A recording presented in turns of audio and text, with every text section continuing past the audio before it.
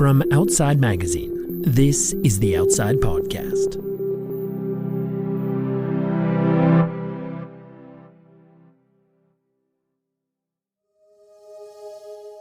Do you think we're at a moment where it is really, really hard to motivate each other to get involved in conservation? Because it sure seems like it's easy to be defeatist right now. And if we are at this really tough moment, what are we supposed to do? Like, how do we rally people at maybe the hardest moment to rally them yet? If you are not doing something to change the ebb and flow of your future, you are on the wrong bus. This is the time when the last thing you do is give up and say, my future is in the hands of people whom I will never meet. Forget it. You don't have a choice anymore. You can't abdicate your future just because it's so difficult to try to change the direction of this path we're on. That is Kristine Tompkins, one of the world's most influential conservationists, and as you can tell, one inspiring human being. I'm Michael Roberts, and I recently spoke to Kristine about the challenges of spurring people to fight for the health of our planet at a time when it can feel like we're just too late. It's a topic that Kristine is uniquely positioned to address. Beginning in the early 1990s, she began working alongside her husband, Doug Tompkins, on perhaps the most audacious environmental project in history, buying and protecting as much land as possible in Patagonia, across Chile and Argentina, so they could then donate it to the countries as national parks. To date, their efforts, spearheaded by their nonprofit, Tompkins Conservation, have driven the creation of 15 parks, protecting 14.8 million acres of land. It has been an exhausting push. Doug and Kristine face stiff resistance from the mining and forestry industries, as well as politicians and business leaders who simply couldn't believe that these foreigners were acquiring land just to give it away. Even the Catholic Church was against them. Their phones were tapped. They had death threats. And in 2015, before a single park had been established, Doug died tragically in a kayaking accident, leaving Kristine to carry out his vision. If that all sounds like a movie, well, it is. It's called Wild Life, and it had a theatrical release in select theaters in April and began streaming on Disney Plus last week. The documentary is by the filmmaking couple Elizabeth Chai Vasarhelyi and Jimmy Chin, who are known for their explorations of the extreme limits of human potential. The best example is their most famous one, the Oscar-winning Free Solo, which captured Alex Honnold's quest to scale Yosemite's El Capitan without a rope. As Jimmy told me, the story of Kristine Tompkins and the people in her life is a similar saga of someone committing to what many people considered an impossible task. Just imagine, if you have a dream and you spend 5 years pursuing this dream and you devote your entire life to it, and every single day you're not sure if you're going to be able to achieve this dream. That's a long time. Now imagine 10 years. Now imagine 15. Now imagine 20, 25 years of going after this dream that you don't know if it's going to happen. There isn't a single day in which you're not sure if this is going to happen. And you've devoted 25 years of your life, all of the capital you've ever put together, and you've asked a lot of people to come in on this thing, and you've worked with all of the local communities and government and federal government and spent all of this time trying to put this together, and it could fall apart at any moment. Those are very real stakes. For Jimmy, Wild Life is also a personal film. In sharing Kristine's story, he's telling the origin stories of his mentors and heroes. The documentary chronicles the rise of the outdoor industry, in particular, two of its defining brands, Patagonia and the North Face. Patagonia founder Yvon Chouinard hired Kristine for his first gear company when she was a teenager. He paid her $2 an hour to help pack and ship boxes. But she worked her way up, and when he started Patagonia in the late 1970s, she became his CEO at age 29. Meanwhile, Chouinard's best friend and climbing and adventure partner, Doug Tompkins, had created his own business, the North Face, which he later sold before co-founding the fashion brand Esprit, then selling that company so he could focus on his new passion, conservation. In the early 90s, Chouinard took a dozen of his employees on a trip to Patagonia, where Kristine met Doug at a cafe in Argentina. Long story short, about a year later, Kristine moved to Chile to live with Doug in a cabin at the edge of a remote fjord. There, she would help him grow his endeavor to buy parcels from absentee landowners to protect them from development. Which is to say, the core narrative of Wild Life is a love story. That's a big reason why Kristine was initially reluctant to participate in a documentary. I know how stories can be manipulated and sort of morphed into somebody's idea of, in our case, these two people. And we're not sweet people. I didn't want a film about us to be just romance, and then they started talking to me about it, and I was very reticent to become involved in it. And then I began to shift around because I thought, well, first of all, if Jimmy and Chai want to do it, they are the only people I would ever do a film with. Full stop, no question.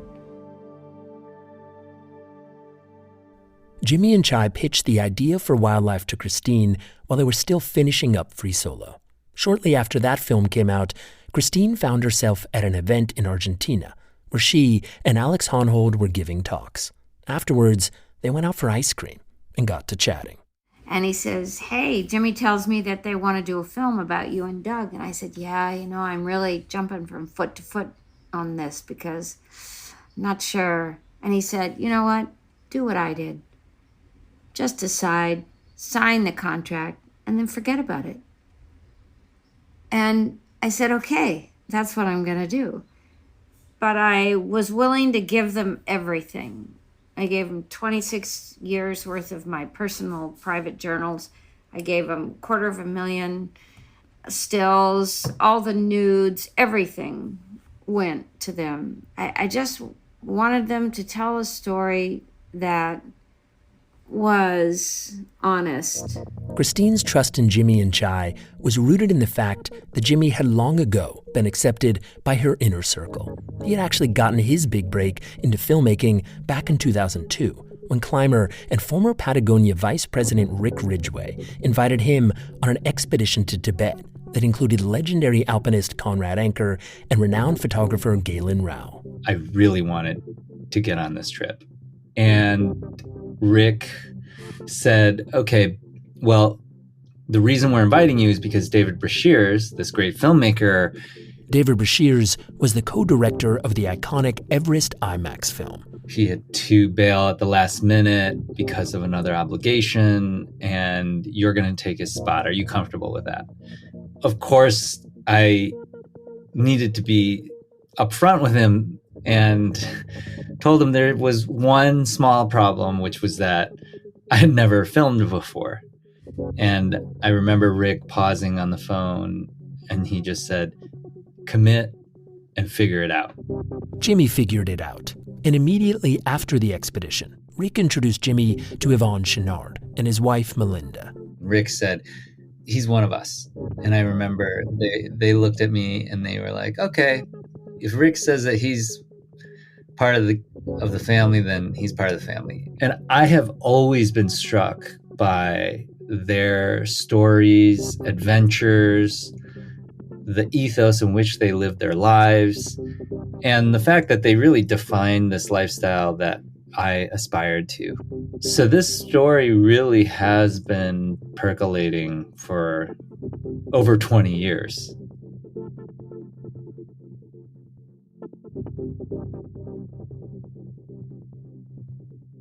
In 2008, Jimmy traveled to Patagonia to shoot the climbing sequences for 180 South, a film that retraces Chouinard and Doug Tompkins' epic 1968 adventure, which had them dirtbagging around Chile in a Ford van before summiting Fitzroy, a challenging 11,000-foot peak on the border with Argentina. Jimmy was introduced to Doug and Kristine at their farm, and he was blown away by their story of abandoning very successful professional lives to take on this outlandish project of creating a series of enormous parks. And the scale and the scope of it was hard for me to wrap my head around. And Doug pulled me aside one day and he's like, "You're a climber. Why don't you get in the plane?" Doug was a talented pilot. Flying was how he and Kristine came to understand the region. And taking visitors up in his small plane had become Doug's go-to method of building excitement for the parks. He started flying me around and showing me all of the wild climbing potential there. And he was so proud and excited. He's like, "Look at those walls over there. It's like Yosemite granite, you know?" And that's when I started to see what they were talking about. This landscape, I mean, it was extraordinary. There were waterfalls and mountains and coastline. I mean, it was pretty mind-blowing. We learned to read land from flying, and we flew almost every day. You fly at 5,000 feet or 10,000 feet, and you began to understand not just what you're capable of seeing from the ground, but you're looking at these massive watersheds. You're looking at a scale and scope that goes from the top of the Andes up on the Argentine border all the way to the Pacific. And you set this in your mind, and we're talking about millions of acres over the years, but there is no question that flying every day was central to everything we did. The flying in southern Chile is really, it's tough. It's a lot of turbulence, and no, we would, we fought like cats in a bag, and the bag you don't want to argue with is inside a plane or a boat because there's no escaping. So as I got older, by my 60s, I would say, I'm not going. No, come on, let's just get out there, put our nose into the weather and see what it looks like. No, I'm done. I always thought Doug would die. I mean, if he was going to die early, it would be in one of the planes because it was such the obvious story. And every day he went and I decided not to go, I would always say, "Fly safely and come home to your wife." And it was just like this little mantra before he took off, because it would have been so easy to imagine that. We'll be right back.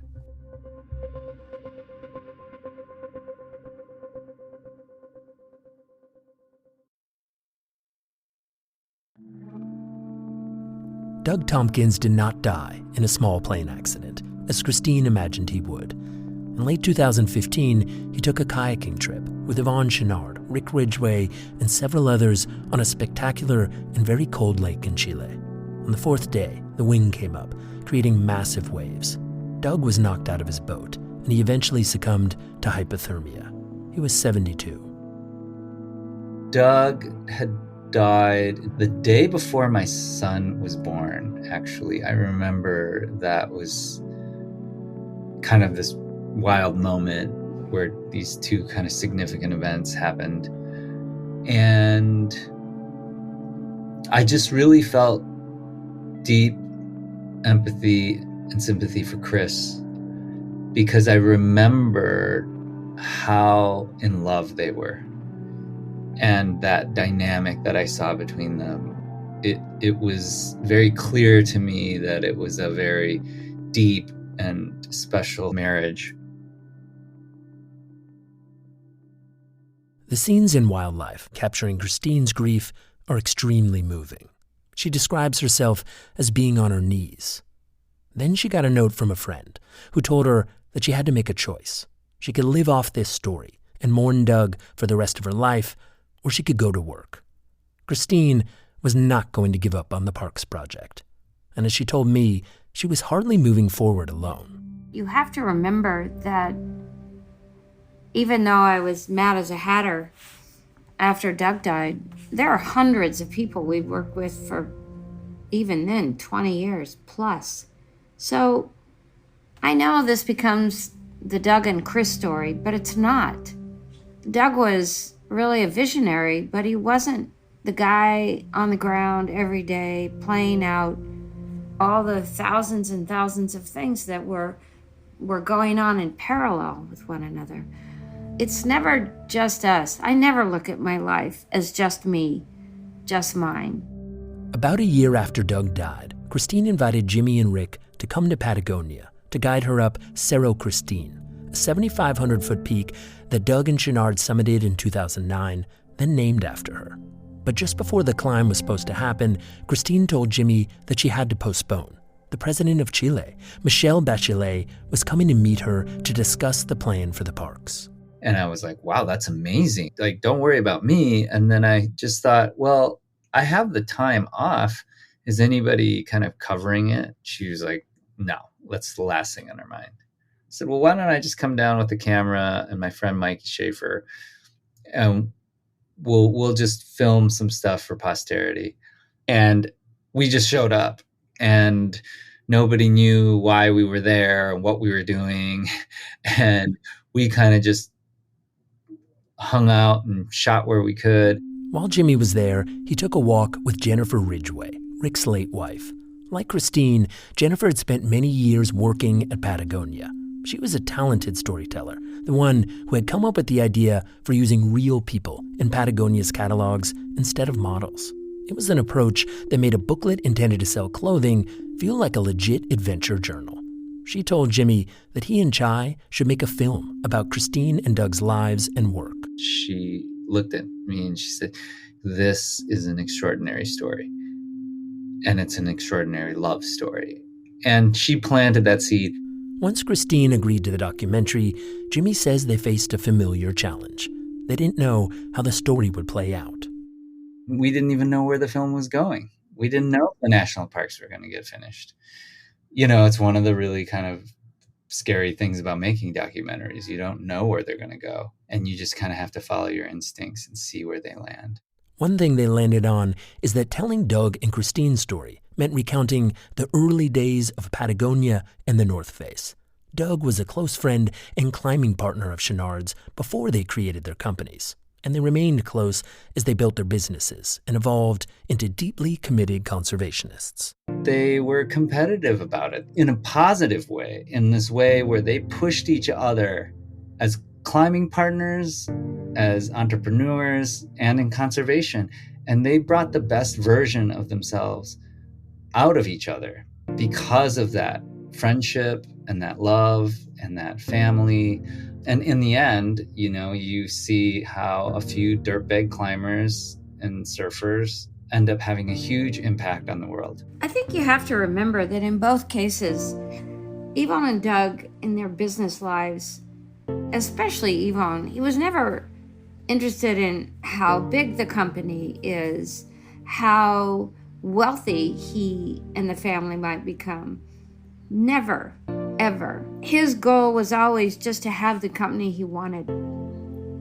So if that company would be $300 million or whatever it would be, that was not the driving criteria. The thing about Doug and Yvon, if they lost everything one day, they woke up and everything was gone, all the assets they had personally and so on, they would just do something else.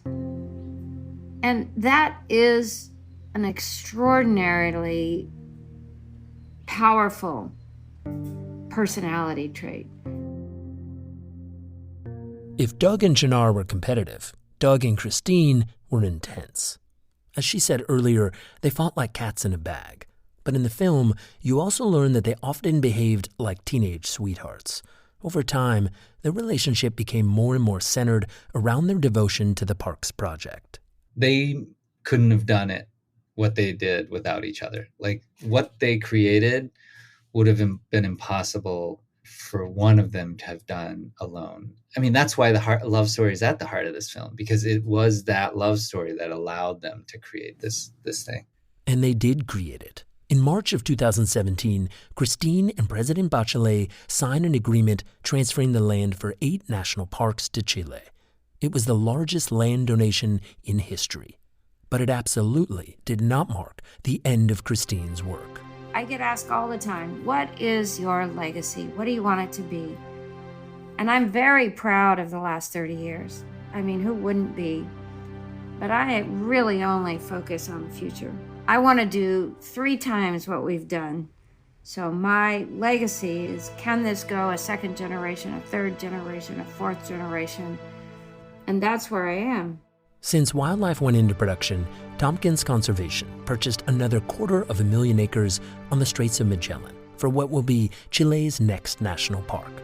Meanwhile, the organization has increasingly focused on rewilding parks with the species that had disappeared. Their successes include bringing jaguar cubs back to the Iberra wetlands of Argentina for the first time in more than 50 years.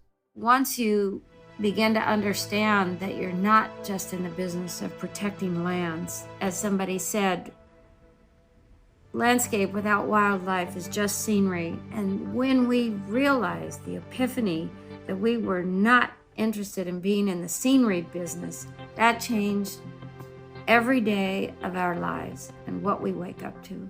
You know, it's kind of interesting. You think about how important you said the flights were early on. Flying can get you in the scenery mode a little, and it feels like Yes. You've come down to earth. Yeah. No, it's really true. I'm glad you said that, because metaphorically, it's absolutely true. But also practically, I would say it's true. Mm-hmm. You're learning to see what it is you're really looking at. You know, in the film itself, there's a scene where you say how proud Doug would be of you if he was there. Yeah. Right? It's a really powerful moment. But one of the things that occurred to me when I saw that, there's also a scene much earlier when you talk about your own childhood, and the message you were given was, be great at something. And I'm just, you know, it feels in some ways like, to me, you've fulfilled a couple things here. You've helped fulfill this dream that Doug had, but also this hope that your family had for you. I don't know if you see that now when you watch this film and reflect on it. I can't help but, I think I say it in the film, that our father, though I was pretty young when he died, there was such clarity growing up as much as I did with him, that you are capable of doing anything. Don't forget that. And then whatever it is, be the best at it. Be great. Whatever you take on, go for broke. And I think that's my little personality.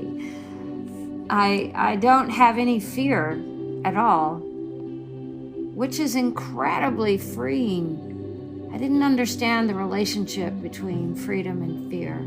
I mean, you do on a superficial level when your kids or your dogs run toward a street, but that in the internalized sense of truly going for broke every day. So it is. It's been a guideline probably all my life, and I feel more aggressive in a positive way than I think ever, and I'm 72 years old. One of the hardest hitting lines in Wild Life is when Kristine says that nature is losing. Even if we already believe this, having her say it so directly, it stings.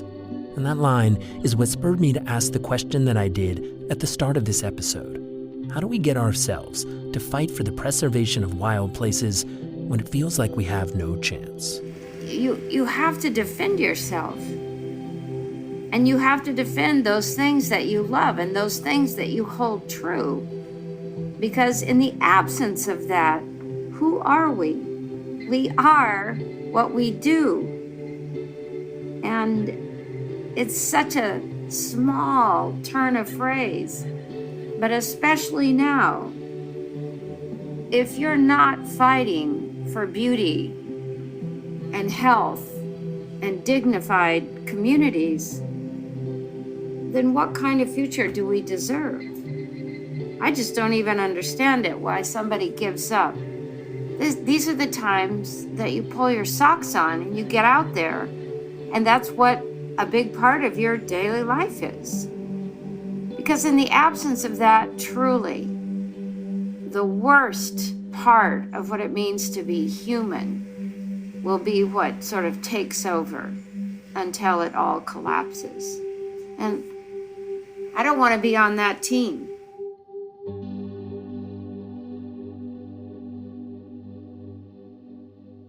You can watch Wild Life now on Disney+. If you want to learn more about the ongoing work of Tompkins Conservation, their website is tompkinsconservation.org.